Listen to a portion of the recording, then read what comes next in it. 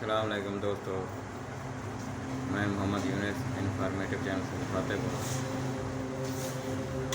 آج آپ کو ایک حدیث سنا دوں روزہ افطار کرنے کے متعلق کہ کن چیزوں سے افطار کرنا زیادہ افضل اور بہتر سمجھا جاتا ہے۔ بہترین افطار کھجور اور پانی ہے۔ رسول اللہ صلی اللہ علیہ وسلم کا فرمان ہے، جب کوئی شخص روزہ افطار کرے تو اسے چاہیے کہ کھجور پر افطار کرے، کیونکہ وہ بابرکت پھل ہے۔ اگر اسے کھجور نہ ملے تو پانی سے افطار کرے، کیونکہ وہ پاکیزہ چیز ہے۔ سنن ترمذی کے اندر یہ حدیث ہے۔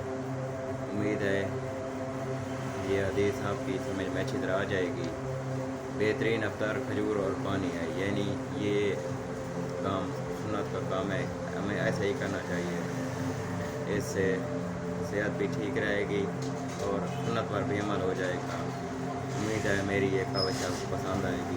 دعاؤں میں یاد رکھے گا اور میرے چینل کو سبسکرائب کرنا مت بھولیے گا۔ والسلام۔